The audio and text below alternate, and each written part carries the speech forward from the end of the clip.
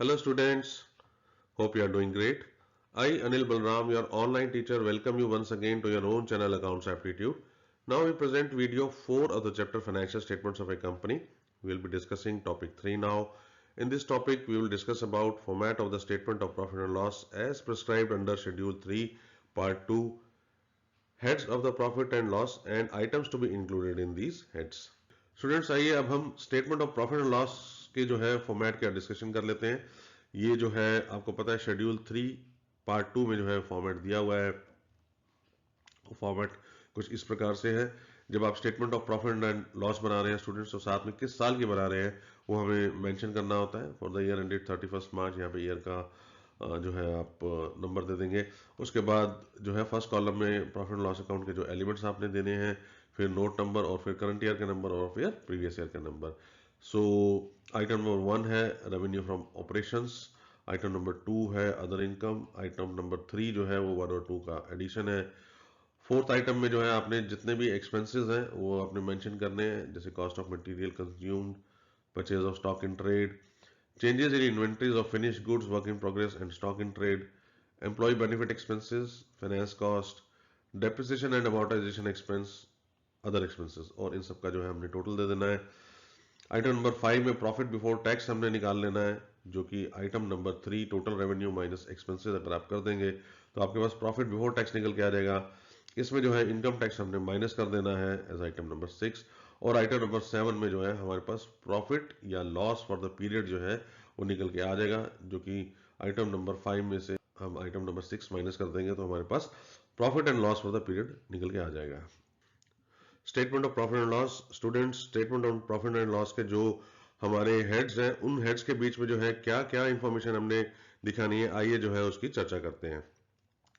तो सबसे पहले स्टूडेंट्स जो हेड है हमारा revenue from operations. So revenue from operations में कंपनी द्वारा इसकी ऑपरेटिंग एक्टिविटीज से जो रेवेन्यू कमाया जाता है टू अर्न प्रॉफिट्स स्टूडेंट्स, वो हम दिखाते हैं। अगर एक मैन्युफैक्चरिंग कंपनी की बात करें तो net sales minus sales return, और अगर सर्विसेज कंपनी की बात करें स्टूडेंट्स तो consultancy services fee commission etcetera हम रेवेन्यू फ्रॉम ऑपरेशंस में क्लब करते हैं। सो क्या कहेगा स्टूडेंट्स इसके बीच में, revenue from sale of products. तो जैसे कि हमने बात किया है कि सेल्स माइनस सेल्स रिटर्न जो है वो दिखाना है, this is for manufacturing company. और revenue from sale of services net of reversal. So services company जो है जो भी सर्विसेज परफॉर्म कर रही है उससे जो भी उसको रेवेन्यू जनरेट हुआ है वो हमने दिखाना है। और इसके अलावा स्टूडेंट्स कुछ अदर ऑपरेटिंग रेवेन्यू भी आ जाता है, अगर कोई सेल ऑफ स्क्रैप है, कोई कमीशन वगैरह मिली है, सो उसे भी जो है हम रेवेन्यू फ्रॉम ऑपरेशंस में दिखाते हैं। नेक्स्ट हेड की बात करें तो वो है other income. So students other income में एक कंपनी के द्वारा जो नॉन ऑपरेटिंग एक्टिविटीज से कमाई हुई है वो दिखाई जाती है। सो जैसे कि हम बात करें interest income, dividend income, profit on sale of investments, और अगर loss on sale of investments है वो इसमें से हम माइनस करके दिखा देंगे। Rental income, discount received, commission received, profit on sale of fixed assets, sale of miscellaneous items and income tax refund. So ये जो है नॉन ऑपरेटिंग एक्टिविटीज से जो है इनकम जनरेट हुई है, सो इसे हम अदर इनकम में दिखाएंगे स्टूडेंट्स। आगे बढ़ते हुए कॉस्ट ऑफ मटेरियल कंज्यूम्ड, ये एक इंपॉर्टेंट आइटम है students. So this item includes cost of material, cost of raw material, packaging material consumed while manufacturing goods at the factory during a financial year. So इस item में क्या क्या include होता है, cost of raw material and cost of packaging material जो भी consume किया गया है at the factory while manufacturing the goods. Students एक चीज का ध्यान रखना है यहाँ पे कि cost of material consume purchases से जो है वो डिफरेंट होता है। यहाँ हम मटेरियल की कंजम्पशन की बात कर रहे हैं स्टूडेंट। सो इसलिए अगर साल के अंत में अगर मटेरियल का स्टॉक बच गया है, जिसे हम क्लोजिंग स्टॉक भी कहते हैं स्टूडेंट्स, तो उसे हमने परचेजेस में से माइनस कर देना है। इसी प्रकार से अगर ओपनिंग स्टॉक का यूज करके प्रोडक्ट्स को मैन्युफैक्चर किया गया है तो उन्हें परचेजेस में ऐड कर देते हैं। सो एक तरीके से एक फॉर्मूला जनरेट हो जाता है। हमने क्या करना है, ओपनिंग इन्वेंट्री ऑफ मटेरियल्स लेनी है, किस किस की, रॉ मटेरियल की और पैकेजिंग मटेरियल की, उसमें जितने भी परचेजेस किए गए हैं ड्यूरिंग ए फाइनेंशियल ईयर वो हमने ऐड कर देने हैं, और फाइनेंशियल ईयर के एंड पे जो भी closing inventory of raw material and packaging material है वो स्टूडेंट्स हमने माइनस कर देना है। तो इस फॉर्मूले से हमारा cost of material consume during a particular financial year वो हमारा निकल के आ जाता है। आगे बढ़ते हैं, purchase of stock in trade. So students, अगर एक कंपनी का बिजनेस गुड्स के बीच में ट्रेड करना है ना, तो जो भी गुड्स रीसेल करने के ऑब्जेक्टिव से वो परचेज कर रही है, सो उसे जो है हम purchase of stock in trade में दिखा देते हैं। एक एग्जांपल लेते हैं स्टूडेंट्स, एक डिपार्टमेंटल स्टोर का। जैसे आपने अपने घर के आसपास देखा होगा स्मार्ट बाजार, बिग बाजार, एक्सेट्रा एक्सेट्रा। सो ये क्या करते हैं डिपार्टमेंटल स्टोर, ये गुड्स परचेज करते हैं और इसको जो है रीसेल कर देते हैं to retail customers like us. ठीक है, सो ऐसे सभी प्रकार के परचेजेस जो है वो स्टॉक इन ट्रेड में दिखाए जाते हैं। So goods purchase for reselling हमने purchase of stock in trade में स्टूडेंट्स हमने दिखा देना है। Statement of profit and loss account के अदर हेड्स के स्टूडेंट्स हम बात करते हैं। Changes in inventories of finished goods, work in progress and stock in trade. Students, आपको पता है कि एक कंपनी जितनी भी गुड्स प्रोड्यूस करती है या स्टॉक जो है ट्रेडिंग के लिए परचेज करती है, वो सारा का सारा तो एक फाइनेंशियल ईयर में पूरा बिक नहीं पाता, और कुछ स्टॉक जो है वो साल के एंड पे जो है बच जाता है। सो एक फाइनेंशियल ईयर एंड पे एक कंपनी के पास क्लोजिंग स्टॉक ऑफ इन्वेंट्रीज हो गया, यही क्लोजिंग स्टॉक अगले फाइनेंशियल ईयर में स्टूडेंट्स ओपनिंग स्टॉक बन जाता है। सो एक फाइनेंशियल ईयर में क्या होगा, हमारे पास opening stock of finish goods, work in progress and stock in trade होगा, और इसी तरीके से साल के अंत में closing stock of finish goods, work in progress and stock in trade होगा। सो स्टूडेंट्स, ये बहुत ही सिंपल हेड है। इस हेड में हमें क्लोजिंग स्टॉक और ओपनिंग स्टॉक के डिफरेंस को दिखाना होता है। सो हम क्या करेंगे, opening stock of finish goods less closing stock of finish goods, opening inventory of work in progress less closing inventory of work in progress, opening inventory of stock in trade less closing inventory of stock in trade. ये जो है, ये जो इनकी movement है, ये हमारे को इस हेड में दिखानी पड़ती है। आगे बढ़ते हुए, एम्प्लॉय बेनिफिट एक्सपेंस। स्टूडेंट्स, इस हेड में एक कंपनी द्वारा एम्प्लॉय किए गए जो भी वर्कर्स हैं या जो एम्प्लॉयज हैं, उनको जो भी सैलरी और बेनिफिट्स पे किए गए हैं उन सब की कॉस्ट को दर्शाया जाता है। सो ये क्या क्या खर्चा आता है इसके बीच में, salary, wages, bonus, leave and encashment जो ये स्टाफ को पे किया जा रहा है।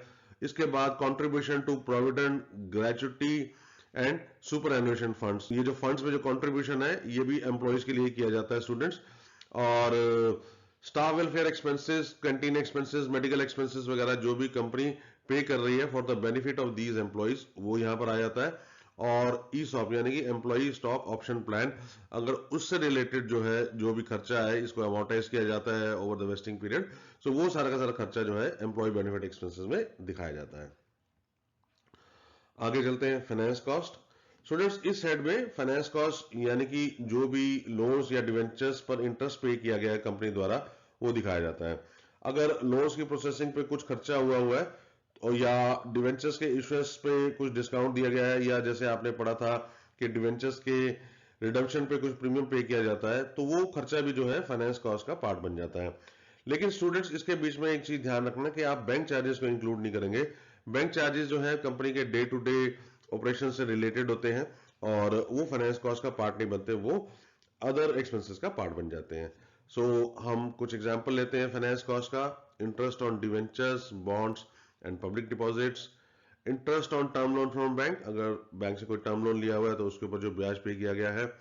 Interest on bank overdraft, cash credits, ये जो है बैंक से लिमिट्स ली जाती हैं by company. So bank overdraft या कैश क्रेडिट पे कोई ब्याज पे किया गया तो वो, जैसे कि हमने बात किया था, डिस्काउंट और loss on debentures written off, और premium on redemption of debentures written off, and loan processing charges और commission paid for mobilisation of deposit. So ये सारे के सारे जो है फाइनेंस कॉस्ट का पार्ट बन जाते हैं।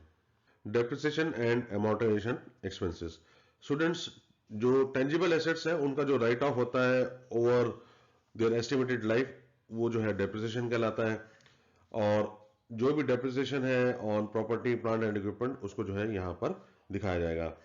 और स्टूडेंट्स, इंटेंजिबल एसेट्स के राइट ऑफ को हम अमोर्टाइजेशन कहते हैं, और एक फाइनेंशियल ईयर में जो भी डेप्रिसिएशन और अमोर्टाइजेशन चार्ज की गई है, सो उसे इस हेड में दिखा देते हैं students. So depreciation on property, plant and equipment and amortization of intangible assets like goodwill, patents and software को जो है हमने इस हेड में दिखा देना है. अदर एक्सपेंसेस, अब स्टूडेंट्स ऐसा कोई भी खर्चा जो ऊपर दिए गए किसी भी हेड में नहीं दिखाया गया है उसे जो है अदर एक्सपेंसेस में हम क्लब कर देते हैं.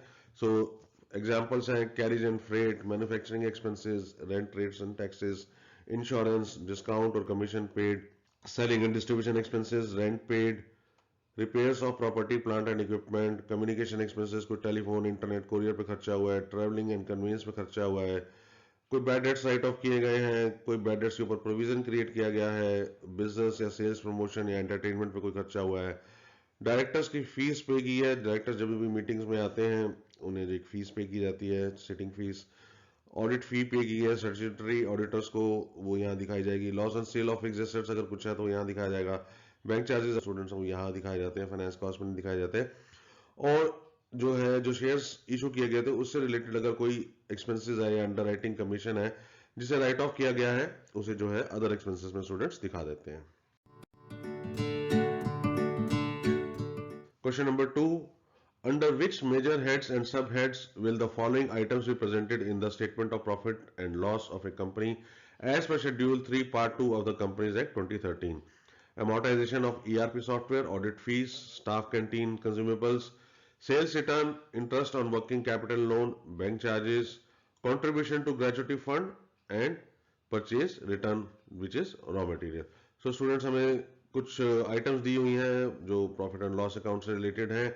सो हमें ये बताना है कि statement of profit and loss account में हमने किस किस हेड में इनको दिखाना है. सो आइए जो स्टूडेंट्स एक एक करके इसको जो है सॉल्व करते हैं. पहले हमने अपना फॉर्मेट बना लिया, serial number, item, major head and sub head, और एक एक करके शुरू करते हैं. सो पहली आइटम है हमारी amortisation of ERP software. So amortisation of ERP software, सबसे पहले तो स्टूडेंट्स ये एक खर्चा है और हमने बात करी थी कि अमोर्टाइजेशन हो, डेप्रिसिएशन हो, उसे जो है हमने डेप्रिसिएशन एंड अमोर्टाइजेशन हेड में दिखा देना होता है. सेकंड है ऑडिट फीस. ऑडिट फीस जो है ये स्टैट्यूटरी ऑडिटर्स को पे की जाती है. सो सबसे पहले तो ये खर्चे का पार्ट बनेगा स्टूडेंट्स, और ये जो है इसको हम अदर एक्सपेंसेस में हम दिखाते हैं. थर्ड आइटम है हमारी स्टाफ कैंटीन कंज्यूमेबल्स.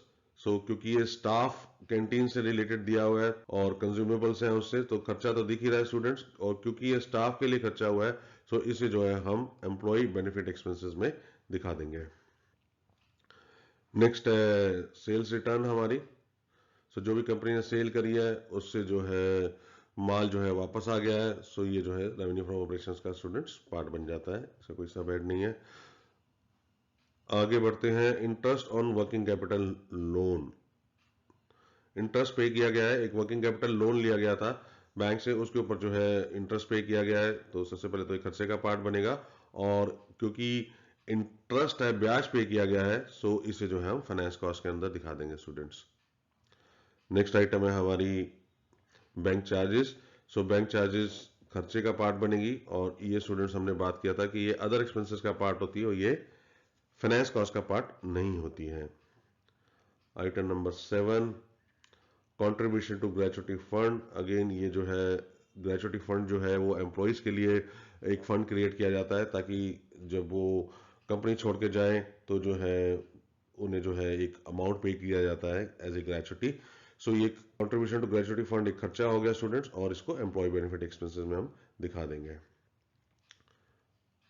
हमारी लास्ट आइटम है purchase return of raw material. जो रॉ मटेरियल खरीदा गया था वो जो है कुछ एक्स्ट्रा आ गया या कोई डिफेक्टिव है तो वो वापस कर दिया गया. सो सबसे पहले तो ये खर्चे में ही नेट ऑफ होगा स्टूडेंट्स, और इसे जो है हम कॉस्ट ऑफ मटेरियल कंज्यूम्ड में, क्योंकि परचेजेस यहाँ पे दिखाई जाती हैं नेट परचेजेस, सो इसके बीच में जो भी माल जो है वापस कर दिया गया है रॉ मटेरियल, वो जो है इसमें से डिडक्ट कर लिया जाता है. So this will become a part of cost of material consumed. Students, thanks for watching this video. Please press the like button if you found the video informative, and subscribe to your channel Accounts Aptitude. In case you need more information on any topic, please comment below. Further, we request you to share this video with your friends so that they can also enhance their knowledge watching this video. Please do visit our website www.accountsaptitude.com to get study notes, past year questions and solutions. You can also email us at info@accountsaptitude.com. Take care and goodbye.